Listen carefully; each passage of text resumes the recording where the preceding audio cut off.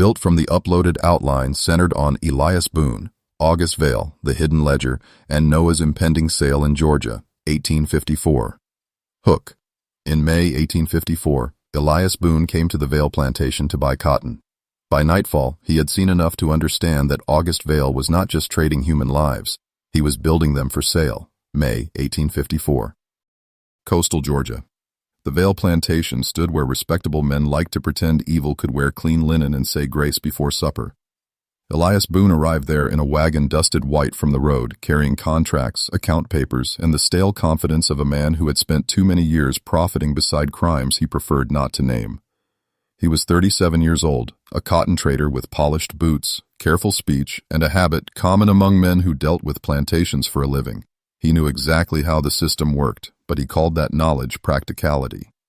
Men like Boone always had a word ready when conscience came knocking. Business, order, necessity, never guilt. That morning he came to close a large cotton agreement with August Vale, one of the most admired planters outside Savannah. Vale's name carried the usual decorations of Southern respectability: church-going, generous, disciplined, efficient. The kind of man praised in daylight by people who had no interest in asking what happened under his roof after dark. The first sign did not come in a ledger. It did not come in testimony. It came in the yard. Boone was told to wait while the final weights were being checked, so he walked past the drying ground where labor gangs moved sacks beneath the late spring heat. That was when he saw them, 3 children, thin, barely tall enough for the loads they dragged. Their shirts were stained with dust and sweat. Their faces were turned down, as they had clearly been taught to do, but one of them glanced up for half a second, and that half second was enough. The child had August Vale's eyes, not similar, not suggestive. The same pale gray, cold and sharp even in a small face. Boone stopped walking. Then he looked at the second child. The same eyes. The third, too. 1 boy, 2 girls, their skin notably lighter than most of the field hands around them. Their features carried the same quiet insult to decency. They looked less like rumor than evidence. One of the boys strained against the weight of a burlap sack and nearly fell. Before Boone could step closer, the overseer barked across the yard and the children dropped their faces at once, as if even being seen too clearly was dangerous. The moment shut like a trap. No one explained anything. No one had to. There are sights that do not merely disturb a man. They accuse him. Boone had spent enough years around plantations to know what mixed-blood children meant in such places. He had seen them before in kitchens, back steps, and auction pens. But something about this was too plain, too organized, too shamelessly visible. These children were not hidden. They were being worked in the open, in the same yard where cotton buyers passed through. Either Vale feared nothing, or he believed money had already purchased silence from every witness who mattered. Boone told himself to let it go. That is what weak men do first. They retreat into appetite, into caution, into self-preservation dressed up as wisdom. He washed for supper. He sat at Vale's table, silver laid out. Candles trimmed, crystal clean. The kind of meal designed to prove that civilization lived in the house while brutality stayed outside with the laborers. Mrs. Vale sat straight-backed and pale, saying little. August Vale, calm as a banker, spoke of market rates, river shipping, and the expected yield of late-season cotton. Boone let him talk. He watched the man's hands, steady on the wine glass. No tremor, no strain, no sign of a divided conscience. That, more than rage, is what marks certain men as dangerous. They do not need temper. They only need permission. When the servants withdrew, Boone finally spoke. He made it sound casual, almost amused. "Those fair-skinned children in the yard," he said. "You seem to raise unusual stock here." Mrs. Vale's hand tightened around her fork. August Vale did not blink. He took a slow drink and answered with the ease of a man discussing livestock, timber, or the price of sugar. "Those sell well in Savannah," he said. 1.5 times the usual rate, double if the face is fine enough. That was it. No shame, no denial. No effort to disguise the thing. Boone stared at him across the candlelight, unsure for a moment whether he had heard correctly. But he had. The room had gone too still for mistake. Mrs. Vale did not interrupt.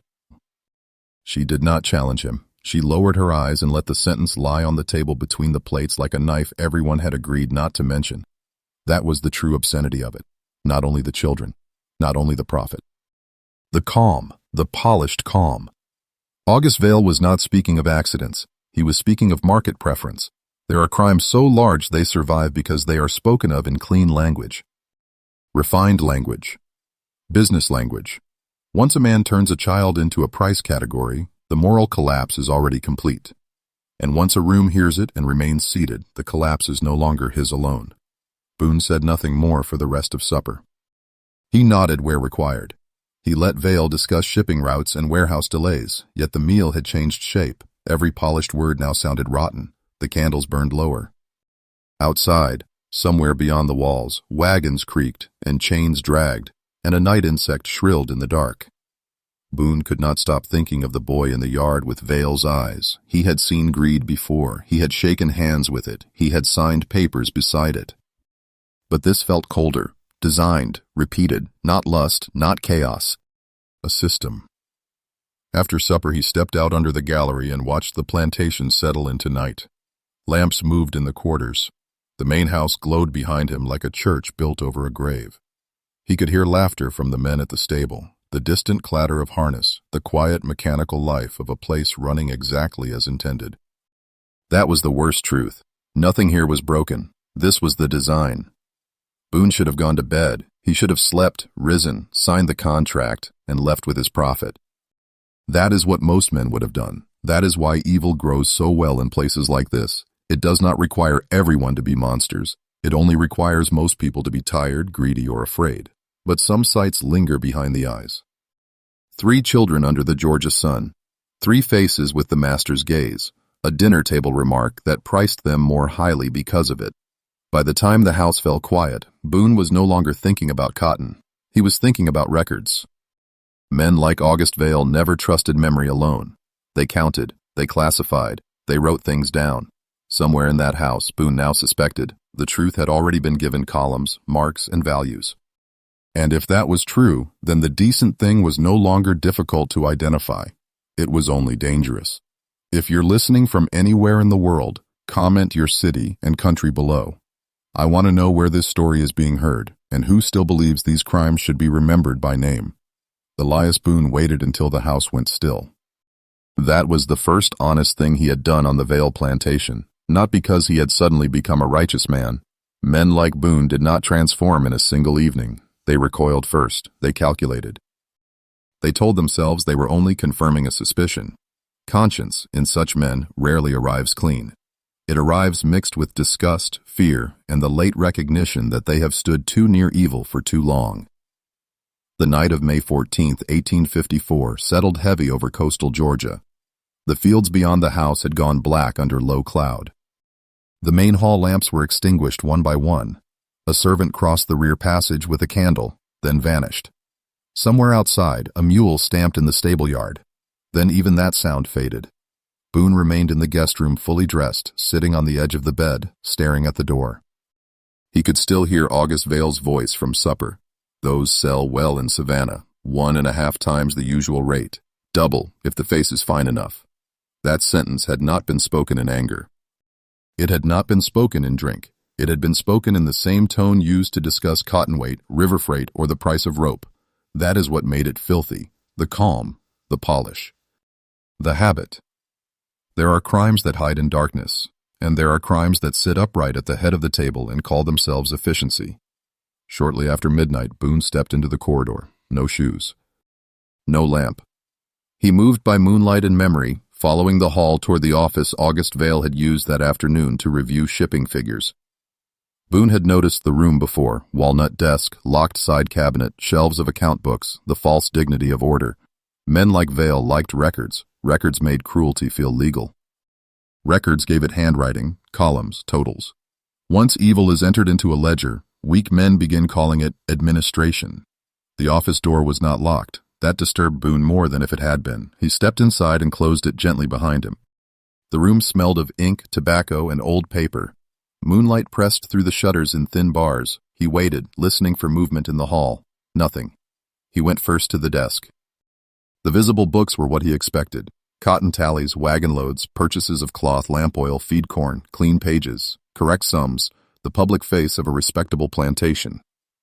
Boone flipped through them quickly. Not because he believed they would tell him the truth, but because he already understood the kind of man he was dealing with. A man capable of calmly pricing children at supper did not keep his true business in the open.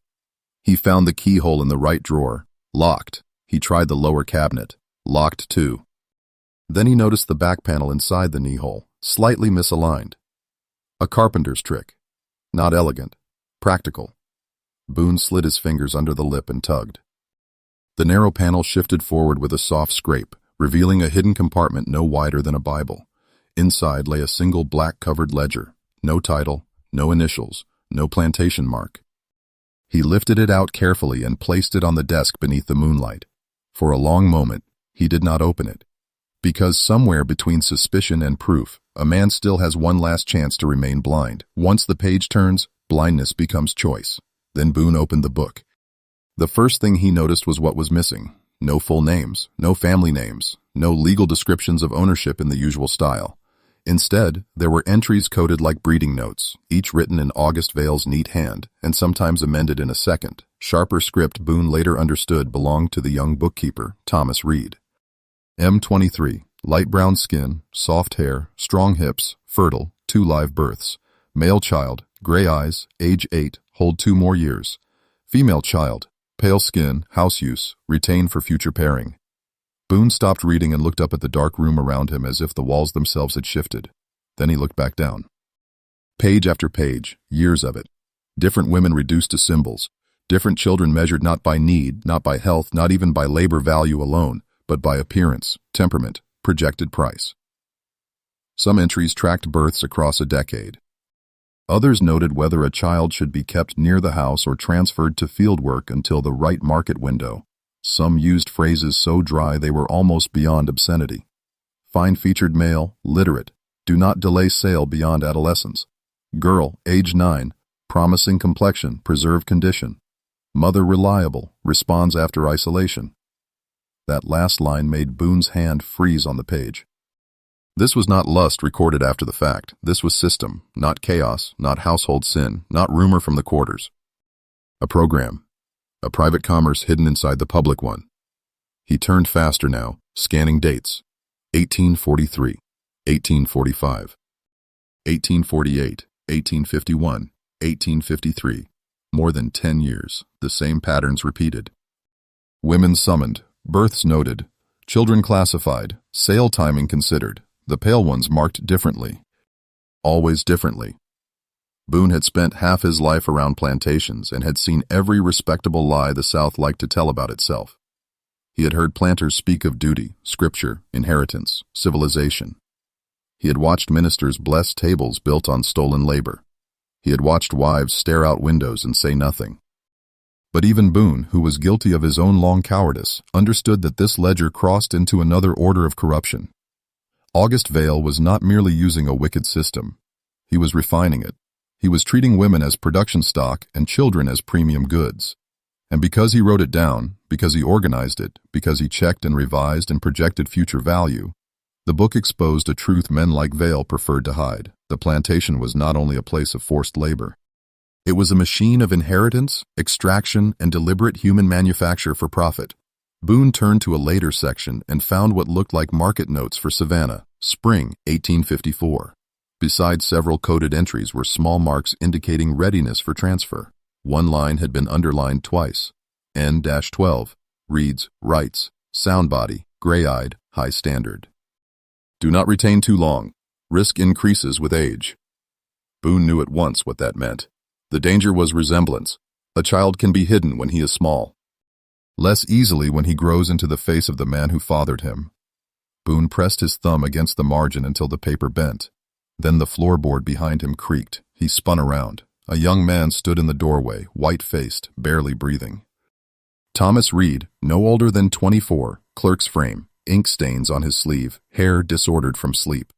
In the moonlight, he looked less like a conspirator than a witness who had finally stumbled into the shape of his own guilt. For a second, neither man spoke. Reed's eyes dropped to the book in Boone's hands, and whatever color remained in his face disappeared. I can explain, he whispered. That is another phrase cowards love, not confession. Explanation. as if the right arrangement of words might reduce the weight of what has been done. Boone crossed the room in 2 steps and shut the door. "You will do more than explain," he said quietly. "You will tell me what this is." Reed swallowed hard. "Sir, I only copied figures. I only entered what he gave me. Do not insult me." "I never laid hands on anybody," Reed said, now shaking. "I kept books." "That is all I did." That was the second lie. There is no all in service to evil. A man who sharpens the knife does not become innocent because another man holds it. Boone opened the ledger to a page in the middle and thrust it toward him. "These codes.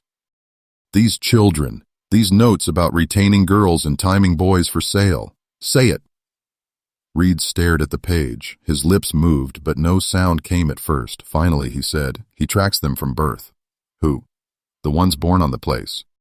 The fair ones, the ones he says will bring more." Boone said nothing. Reed went on because silence now terrified him more than speech. "I wrote what he ordered. Age. Looks. Health.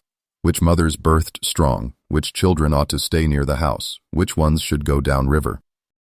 I never asked whose child was whose. I never—" "You never asked," Boone said coldly, "because you already knew enough."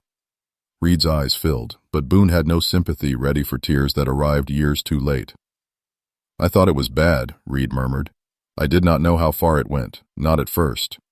That, too, was the language of moral laziness. Not at first, as if wickedness becomes easier to pardon when it enters gradually. Boone closed the ledger.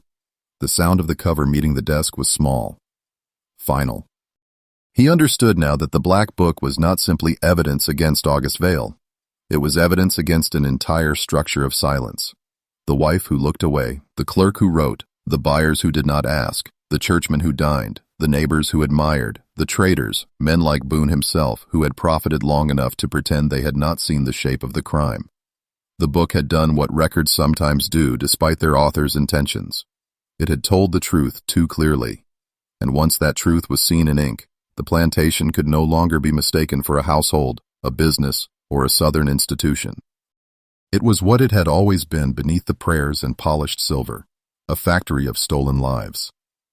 By dawn on May 15, 1854, Elias Boone understood that the Black Ledger was not the whole crime. It was only the written shell of it. Ink can record a system. It cannot explain the rooms, the nights, the faces, or the silence forced onto those who had survived inside it.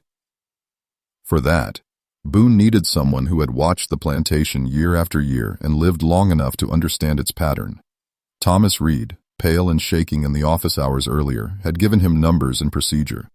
But numbers are the language of cowards when bloodless order is trying to disguise moral collapse. Boone needed a witness whose memory had not been trained to hide behind columns and codes. That witness was Dinah. She was the old midwife on the Vale plantation, a black woman somewhere in her 60s, bent in the shoulders, slow in her step, and careful with her eyes. The younger women called for her when labor pains came. The overseer called for her when another birth needed to be managed without noise. Mrs. Vale called for her when appearances had to be preserved. Men like August Vale did not write the full truth in their ledgers because they assumed women like Dinah would carry the rest of it silently to the grave. That is how such places were built. One man commits the offense. Another records it. A woman is forced to clean up its consequences. Then the world calls the whole arrangement order. Boone found Dinah behind the wash house shortly after sunrise, near the line where damp linens hung motionless in the Georgia heat. The day had barely begun, but the plantation was already awake. Wagons creaked near the storage shed. A field bell sounded once in the distance. Somewhere beyond the quarters, a child coughed. Dinah stood over a basin, rinsing cloths with slow hands darkened by years of lie and labor. When Boone approached, she did not look startled. She looked tired. That mattered. The innocent are surprised by confrontation. The burdened are usually not. They have spent too long expecting trouble to arrive. "Dinah," Boone said. She kept her hands in the water. "You should not be here, sir." He took a folded sheet from inside his coat. One page torn from the Black Ledger, not enough to expose the whole scheme on its own, but enough to crack open a lie. Reed had identified the coded entry before dawn, pointing to one line with trembling fingers. M14. Strong. One male, one lost, one pending. Gray trait present. Boone laid the page on the wooden edge of the basin. Dinah's hand stopped moving.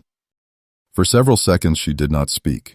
She only stared at the paper, then at Boone, then back at the paper again, as if she had spent years fearing this moment and still had not decided whether it meant judgment or release. "Who showed you that?" she asked. "Thomas Reed confirmed the hand," Boone said. "I need the truth." Dinah gave a dry, bitter sound that was too tired to be called laughter. "Truth?" she said. "Truth been here a long time. White folks just like it written down before they believe it." That sentence landed harder than Boone wanted it to, because it was true. He had walked past suffering before.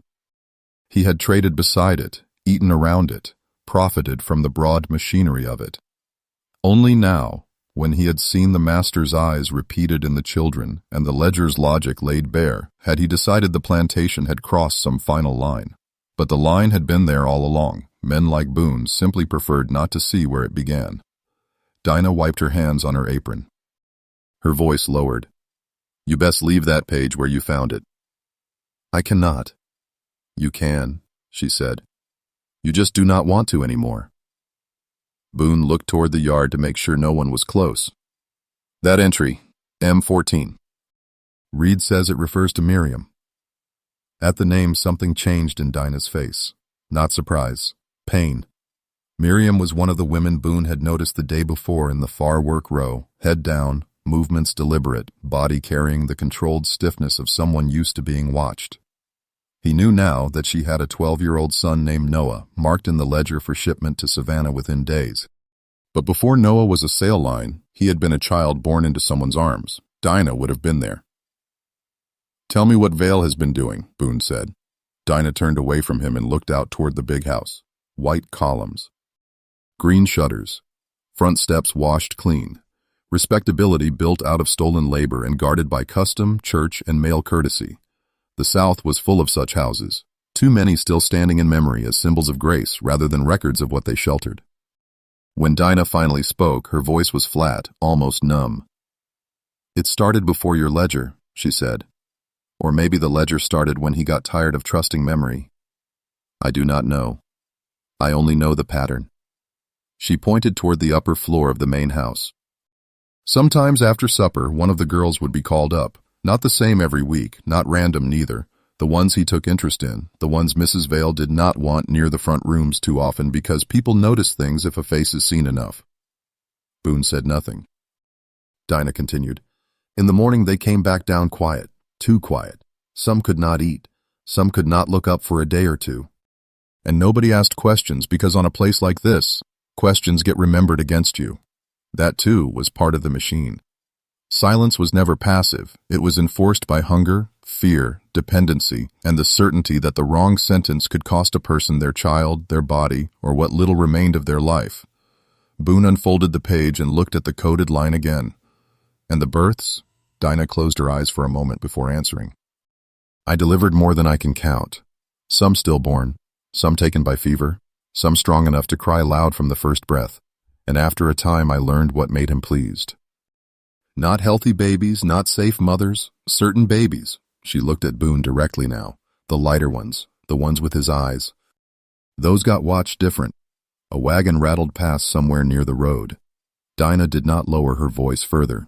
Perhaps she was beyond fear, or perhaps people reach an age where carrying the truth becomes heavier than risking it. If the child came out dark like the mother, it went where most children here go.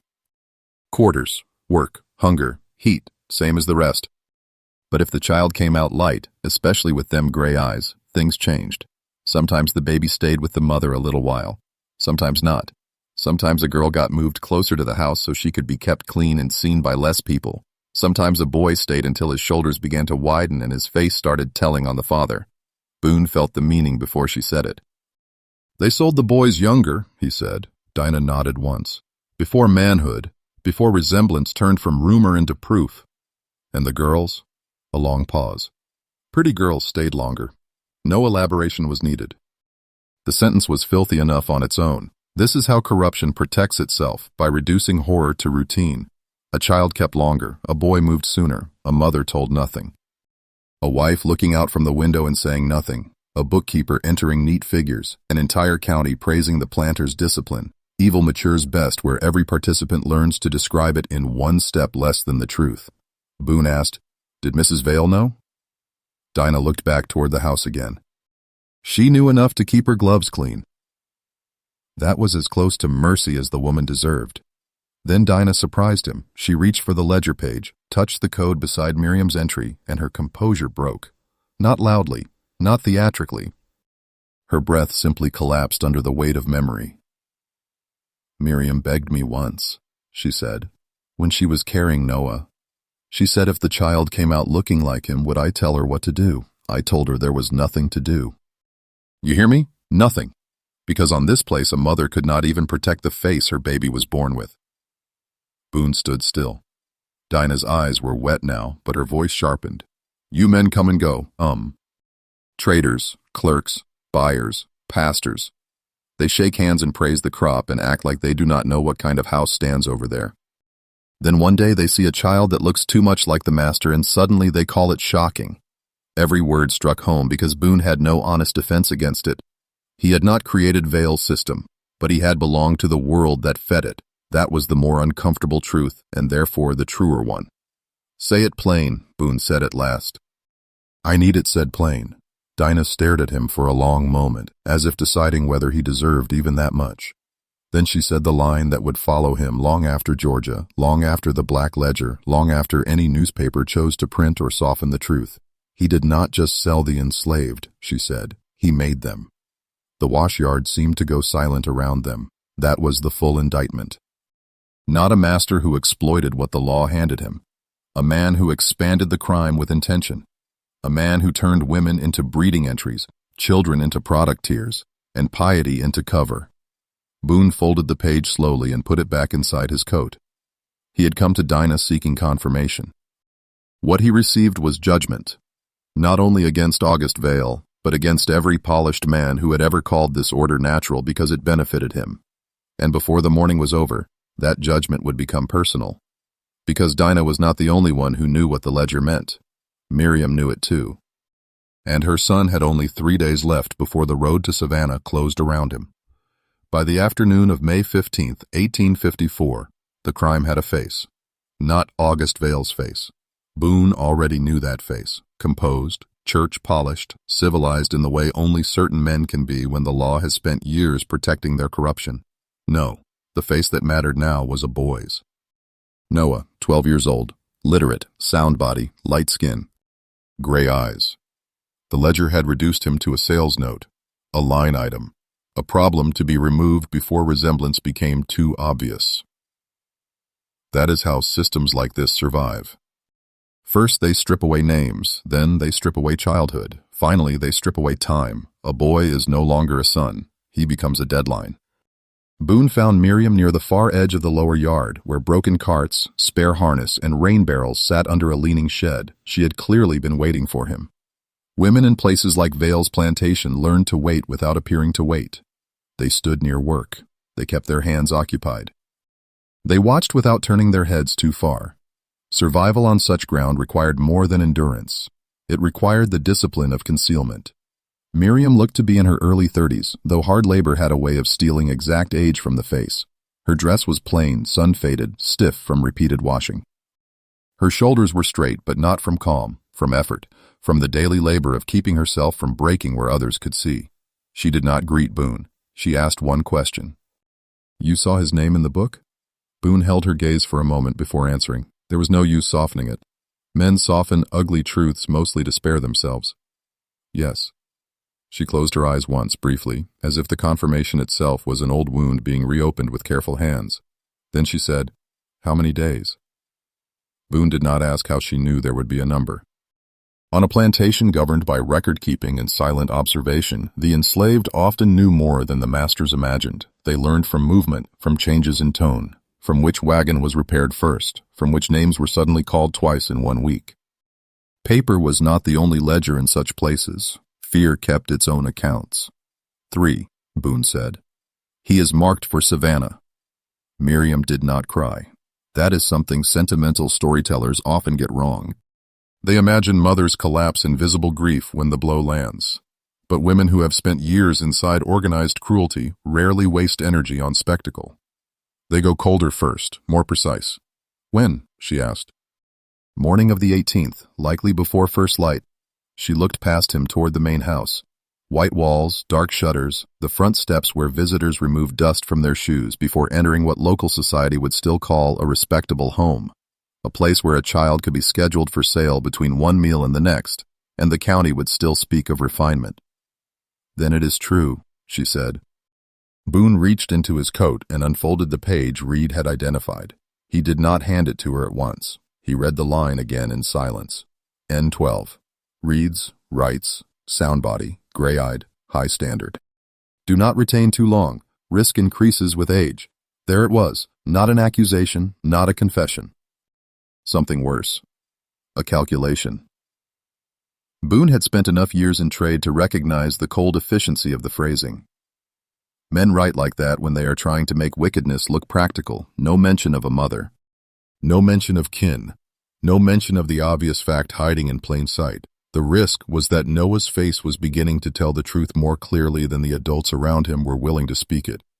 He handed the page to Miriam. She read slowly. That too mattered. Noah was not the only one who could read. When she reached the final line, her jaw tightened. Not surprise. Recognition. Risk, she repeated. He means the boy looks too much like him now. Boone said nothing. He means if Noah stays another year, every fool in this county will see it. Still Boone said nothing because there was nothing to add. The plantation had already made its judgment. Noah had been allowed to live, to grow, even to learn his letters, but only until the market logic turned against his continued presence. Too small, he could be managed. Too old, he became evidence. That is one of the ugliest truths in any slave society. Even what looks like favor is only delay. A child kept near the house is not safer. A child taught to read is not freer. A child allowed to grow under the master's eye is often only being prepared for a more profitable sale. Miriam folded the page with steady hands. You will help me take him, she said. It was not a plea. It was a demand spoken by someone who no longer had room for polite hope. Boone looked at her carefully. You assume too much of me. No, she said. I assume just enough. You did not bring that page to warn me for nothing. The truth of that irritated him because it exposed him. Boone still wanted to think of himself as a man deciding whether to intervene, but the decision had already begun the moment he opened the ledger.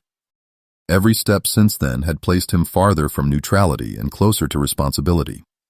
That is the trouble with evidence. Once seen, it stops allowing the luxury of detachment. What does Noah know? Boone asked. Enough to be careful. Not enough to understand all of it. Does he know Vale is his father? Miriam's face hardened. He knows what the others say. He knows why some people stare too long. He knows he is watched different. That was answer enough. She led Boone toward a narrow strip of shade behind the tool shed, where a boy sat on an overturned crate with a torn reader in his lap. He rose when he saw Boone approach. Noah was smaller than Boone expected, but only in the way 12-year-old boys often are.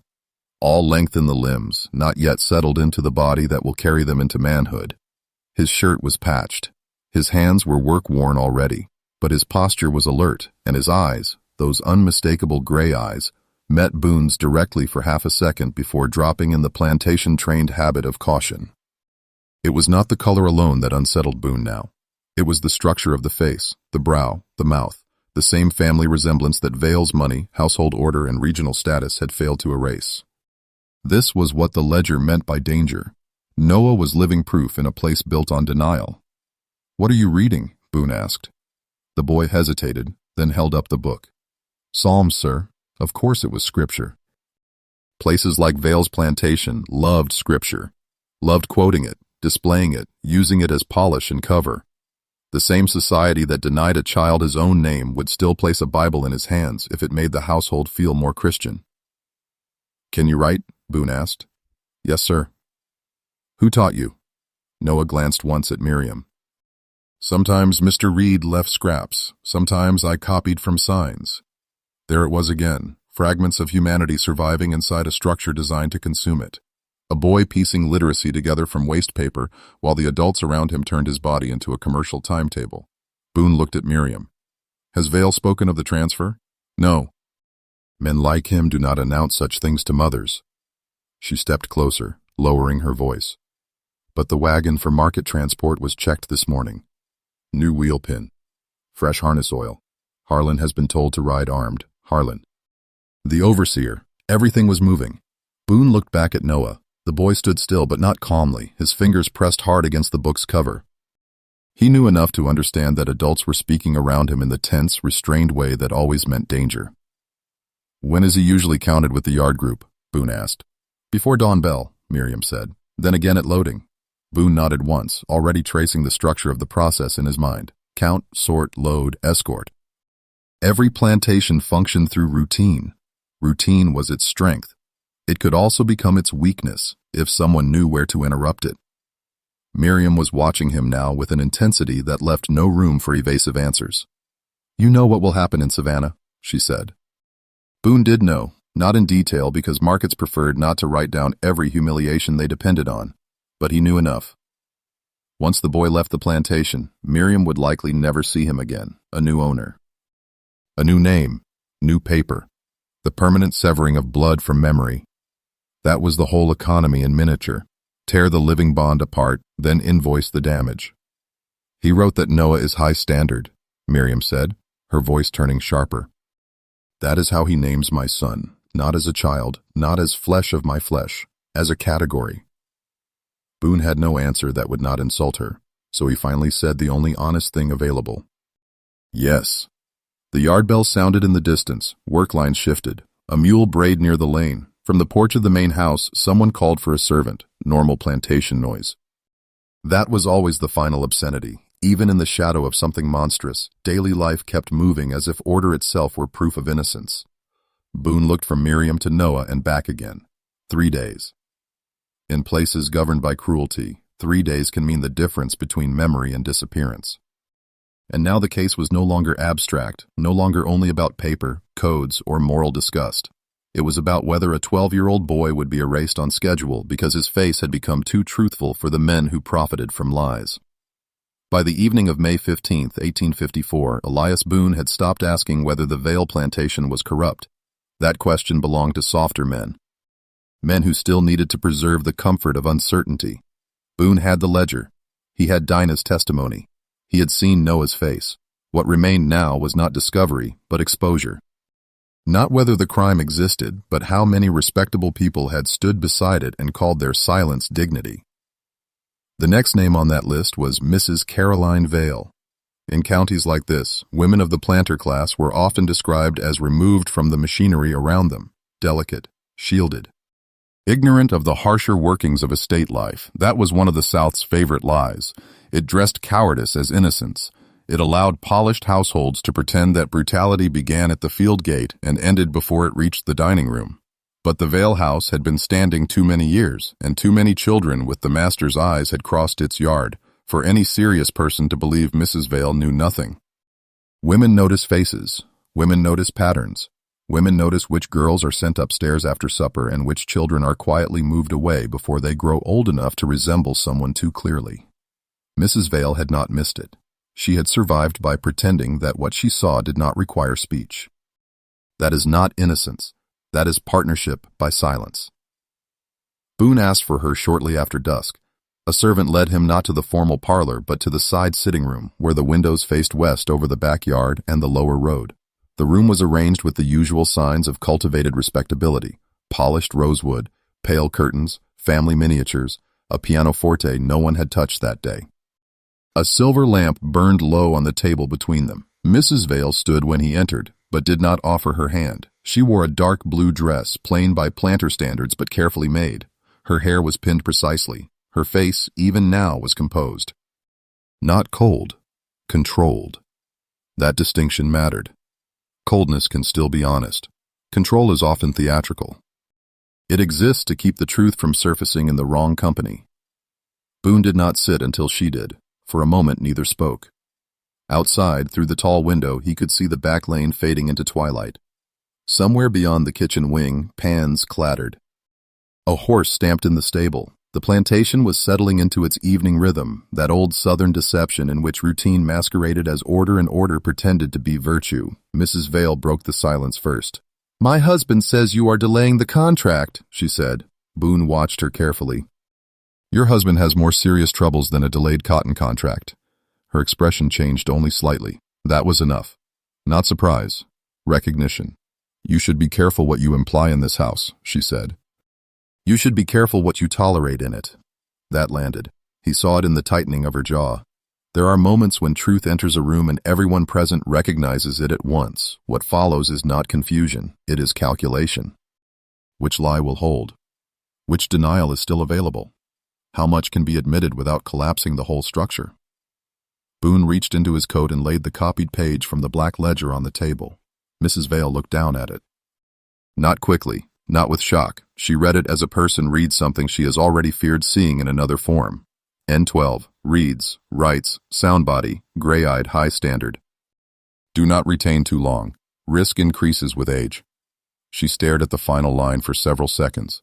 Then she said very quietly, You should not have that. Another evasion. Not, what is this? Not, this cannot be true. Only, you should not have that. In other words, the problem was no longer the record itself. The problem was that the record had crossed into the hands of a witness with the power to expose it. Boone leaned forward. How long have you known? Mrs. Vale lifted her eyes. Known what? That the light-skinned children in your yard are your husband's. That some are kept, priced, and sold according to appearance. That women are being tracked for births. That Noah is scheduled for Savannah within 3 days because his face is becoming too dangerous to keep. At the boy's name, she looked away toward the window. That told Boone more than any answer would have. Do not make this uglier with lies, he said. For the first time, something close to fatigue crossed her face, not remorse, fatigue. The exhaustion of someone who has spent years holding a structure upright by refusing to say aloud what everyone in the house already understands. When you are a wife in a place like this, she said at last, you learn which facts can destroy you. That was her defense. Not morality, not ignorance, survival. And it was contemptible. There are women destroyed every week on this plantation, Boone said. You were not one of them. She looked back at him sharply, and now some of her restraint cracked. You think I had power here? She asked. You think this house belonged to me because my name is on the invitations and I sit at the head of supper? August built every wall of this life around obedience, mine included. Boone did not let her shift the center of gravity. He did not write those entries in secret from you for 10 years. No, she said. It came out flat, bare. Final. The room went still. Then the rest followed in pieces, as truth often does when it has been buried beneath social manners for too long. She had known of the first child that looked too much like her husband in 1844.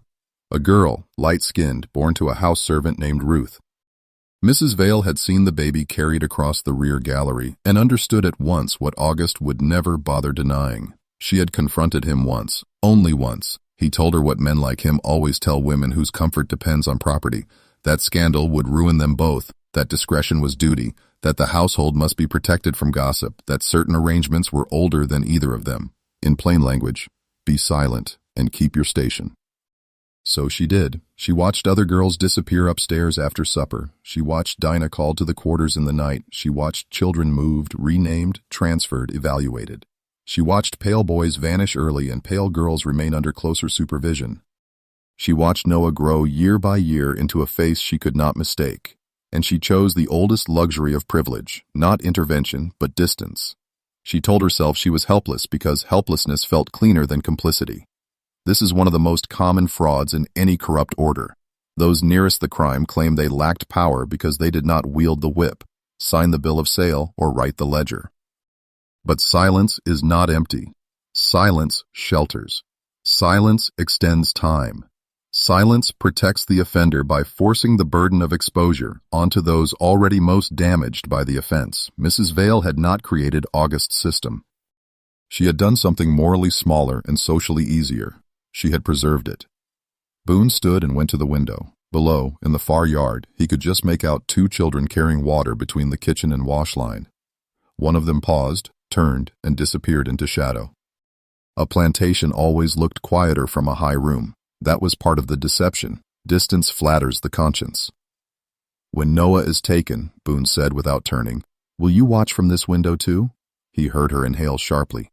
"You speak as if I do not understand what this place is." "I speak as if you understood it too well and decided reputation mattered more." When he turned back, her composure had weakened at last. Not enough for tears. This was not a sentimental house, but enough for honesty. "He would have ruined me," she said. Boone's answer came quickly because some truths deserve no ceremony. "He ruined others first." The lamp flame shifted. The curtains stirred slightly in the warm night air. Somewhere in the distance the quarter bell rang once. Mrs. Vale sat motionless for a long time. Then, with the slow care of a person crossing an invisible boundary, she reached into the hidden pocket sewn inside her skirt and withdrew a small brass key. She placed it on the table between them. Boone did not touch it yet. "What does it open?" he asked. "The document room behind the old pantry," she said. "The door is paneled over." Most visitors never notice it. August keeps duplicate papers there, correspondence, sale drafts, household records he does not want clerks carrying through the main office. "Why give it to me now?" Her answer was almost inaudible. "Because Noah is not the first." That was the closest she came to confession, not because she had found courage in any noble sense. Courage usually arrives too late in people like Caroline Vale, after the years when it might have spared others real suffering. No, what moved her now was something narrower and uglier, the recognition that the structure she had protected was no longer containable. Boone had the ledger. Reed had spoken. Dinah knew. Noah's transfer was imminent. The careful walls of silence were beginning to crack, and Mrs. Vale had decided, at last, to stand slightly outside the ruin rather than be buried beneath it. It was not redemption. History should be stricter than that, but it was useful. Boone took the key. Cold brass, small enough to hide in a woman's dress. Heavy enough to open the next layer of the crime. He slipped it into his pocket and looked at Mrs. Vale one last time. She seemed older now than when he entered the room, not because truth ages a person, but because pretense requires more energy than most people understand. "You should have spoken years ago," he said. She did not answer. There was nothing left to say. The indictment had already been made. August Vale was the architect, but the wife who kept the house respectable while children were priced below her window had earned her place in the record too. Not as victim, not as innocent bystander, as witness who chose comfort until comfort itself became impossible. Built from the uploaded outline's climax, the two-layer escape plan, Eliza forcing Miriam's moral choice, the pursuit at the swamp bridge, Reed's decoy fire, Boone stopping the overseer, and Dinah staying behind so the others can escape. On the night of May 17, 1854, the Vale plantation did not look like a place about to lose control. That is how such systems protect themselves. They depend on routine. A bell rings, a gate closes, a wagon is counted. Lamps are dimmed in the main house. The overseer makes his round. From a distance, it all appears orderly, almost peaceful, as though the quiet itself were proof that nothing monstrous is happening. But order in places like this is often only the smooth outer skin of organized wrongdoing. By then, Elias Boone had stopped thinking like a trader and started thinking like a man moving against a machine. The difference mattered.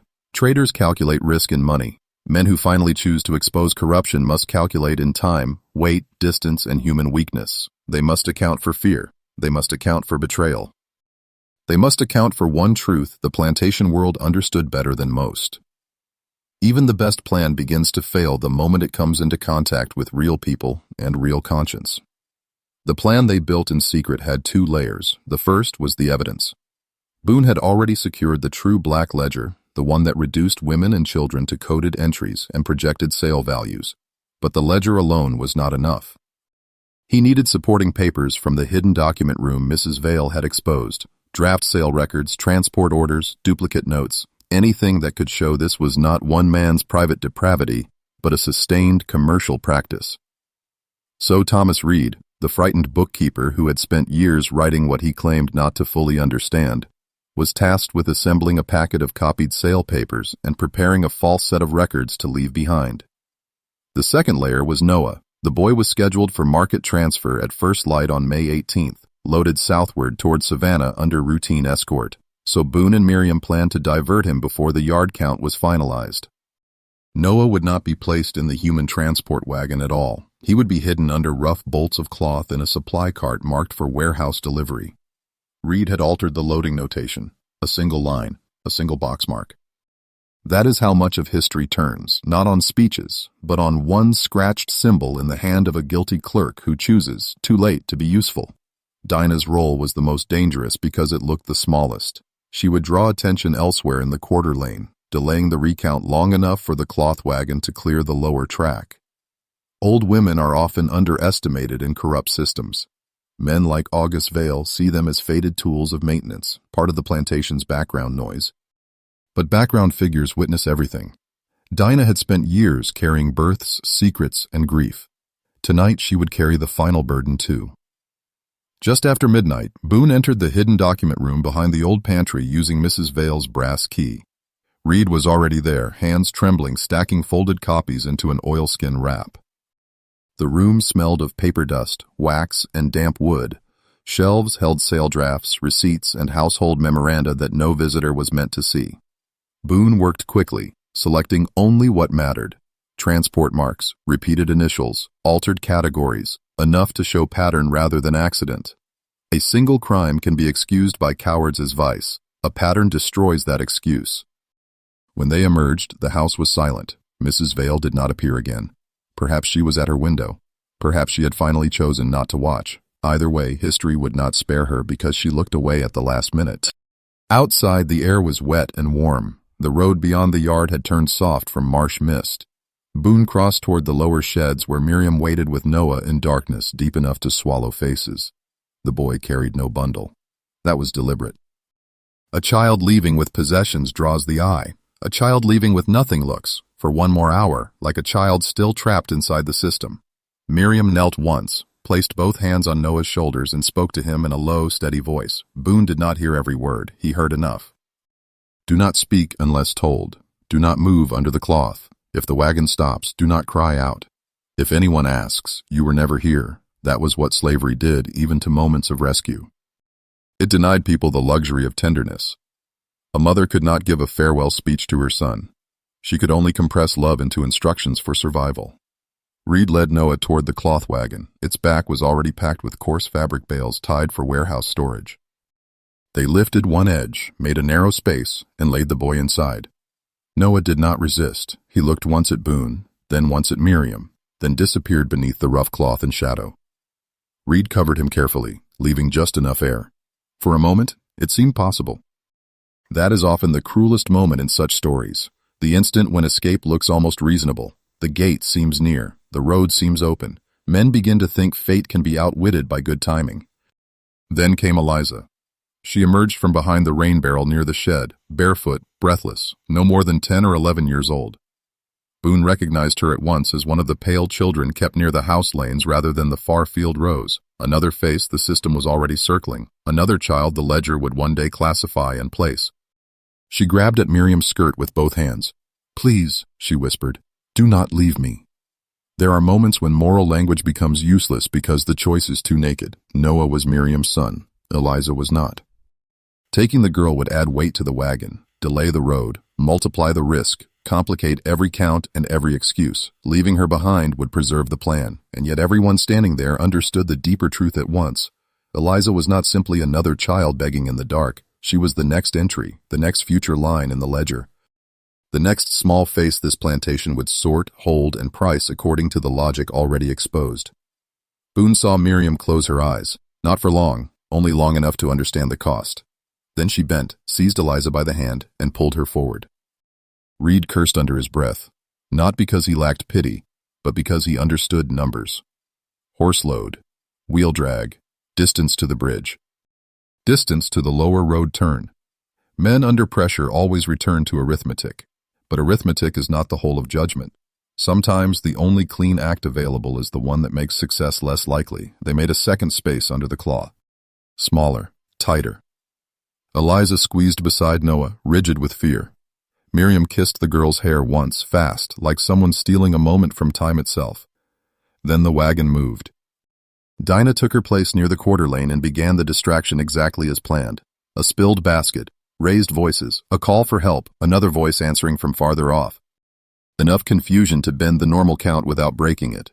Boone walked beside the cart for the first stretch, hand near the pistol inside his coat, eyes fixed on the lower track. Reed drove.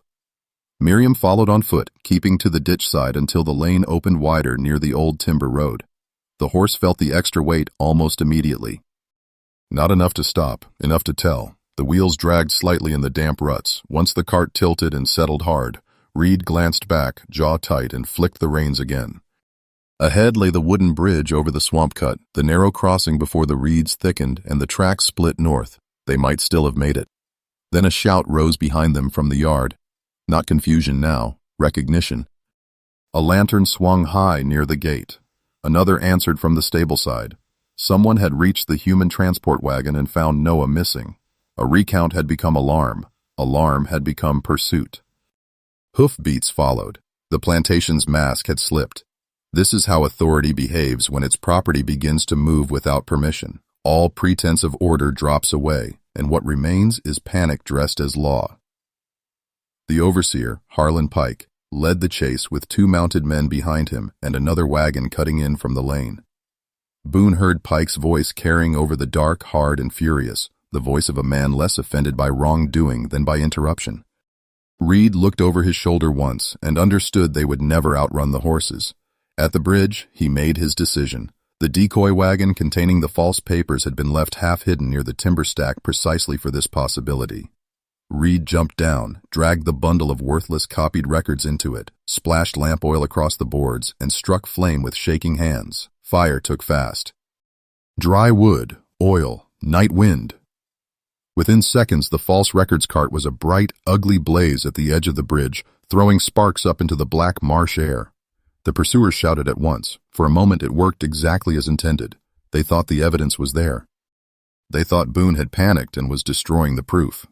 That pause bought seconds. Sometimes seconds are the only currency history gives the decent. Pike spurred forward through the confusion, trying to cut around the burning cart.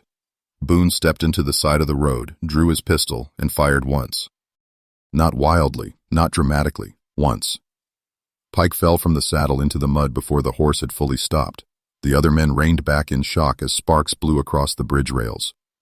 Miriam did not wait to see more. She dragged the cloth aside, hauled Noah up first, then Eliza, and pulled both children off the wagon toward the reed ditch below the bridge. The bank was steep, slick with marsh water and broken cane. They slid more than climbed, disappearing into the tall grass where moonlight could not hold them. Boone saw Noah turn once, reaching back toward the road, but Miriam forced him onward. Survival is often mistaken for coldness by those who have never had to choose under pursuit.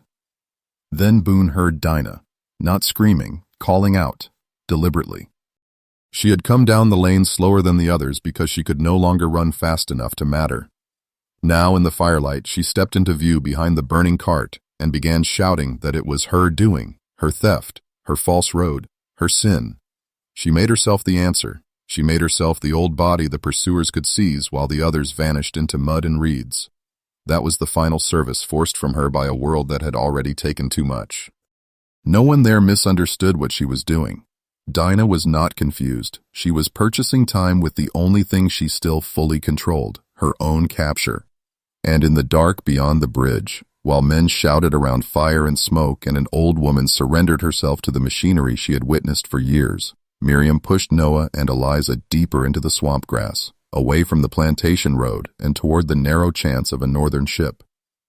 Built from the uploaded outlines ending, Noah and Eliza reach a northbound cargo ship. Elias delivers the real ledger to an anti-slavery paper. Vale is shielded by money, connections, and law. Dinah's fate remains unknown, and months later a note reveals Vale's file was only one small branch. By dawn on May 18, 1854, the swamp had done what the law never intended to do. It had hidden the hunted from the men who claimed to own them.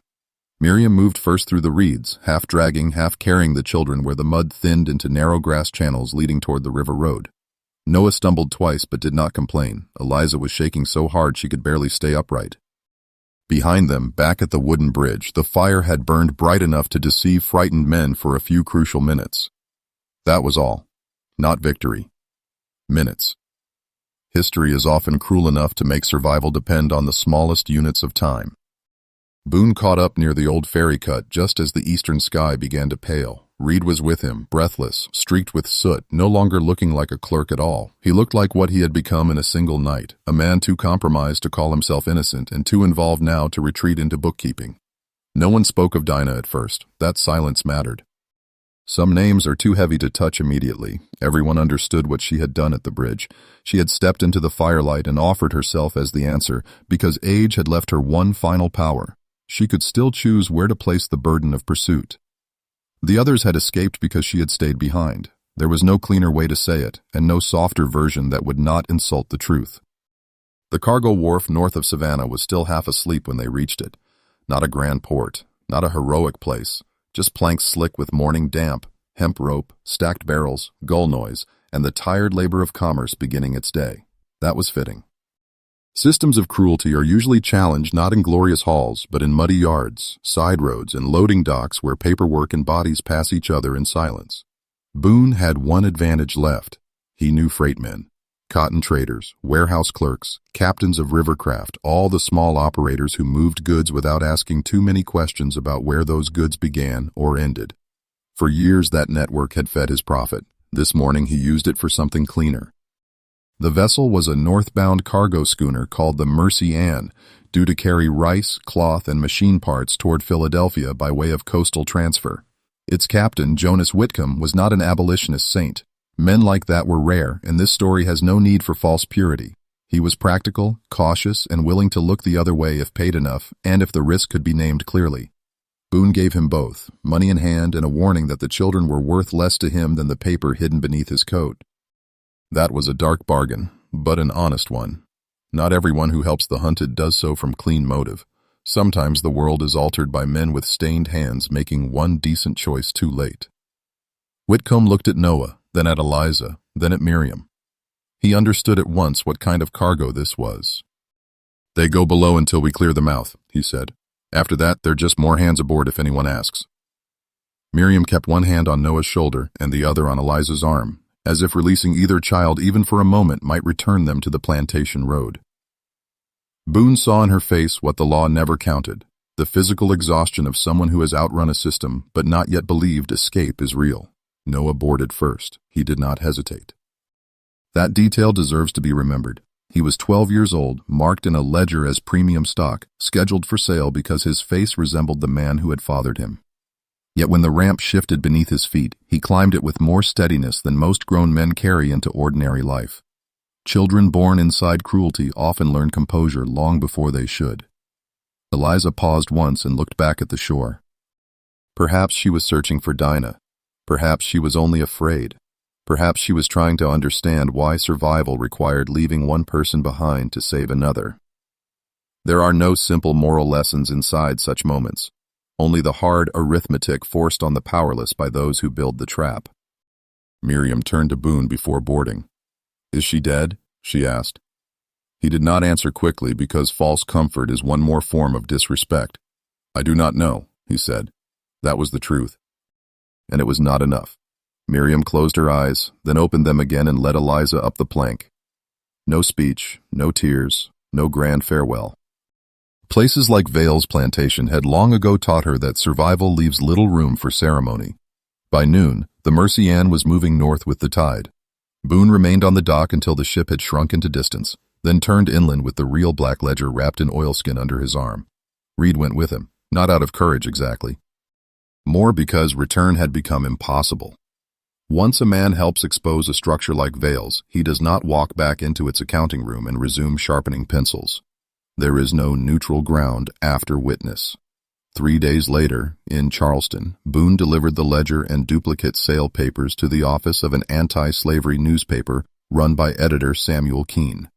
Keene had spent years publishing affidavits, shipping irregularities, testimony from fugitives, and church hypocrisy dressed up as moral commentary. He knew at once what Boone had brought him, not scandal, evidence. He read the coded entries in silence. Women listed by skin tone, fertility, and projected yield. Children marked for retention or sale based on eye color and resemblance. Time transfers, the terrible calm of business language. When Keene looked up, his face had changed. "This is not one man's depravity," he said. "This is method."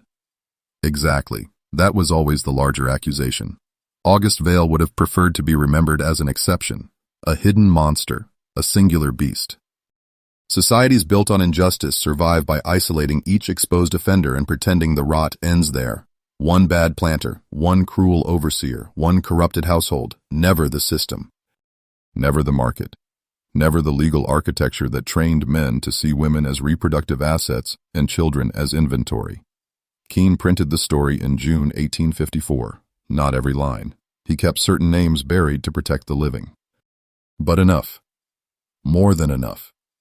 The article described the ledger, the coded classifications, the market preference for light-skinned children, the scheduled sale of a literate boy to Savannah, the hidden records room, the role of silent household respectability, the structure disguised as plantation management.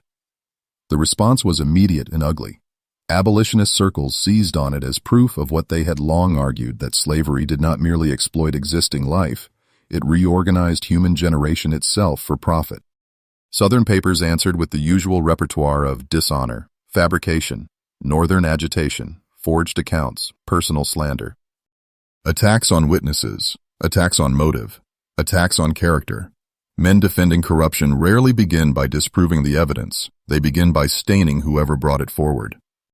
And August Vale? He did not fall in 1 week. Real systems do not collapse because one article tells the truth clearly. Vale had money. Vale had county allies. Vale had churchmen willing to frown at the scandal while avoiding the substance. Vale had lawyers eager to call every line in the ledger a misread notation of household management. Most of all, Vale had the law as it stood in Georgia in 1854, a law designed not to protect the violated, but to preserve the owner's claim over them. That is the bitter record of such crimes. Exposure matters.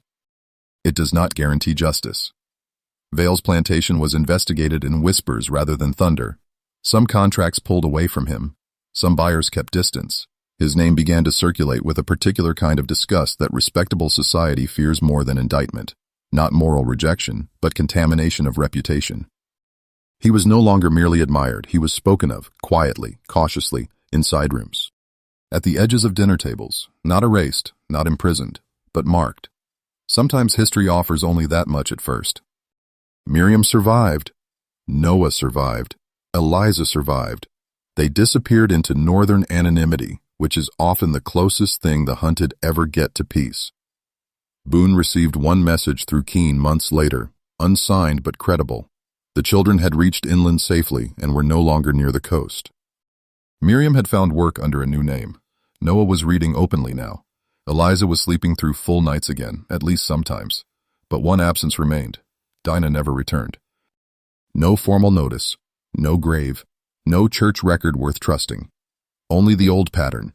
A black woman had absorbed the final cost of other people's survival, and the system had swallowed her quietly, as such systems do when they wish to destroy both body and trace. Miriam lived the rest of her life not knowing where Dinah died. That ignorance was part of the punishment too.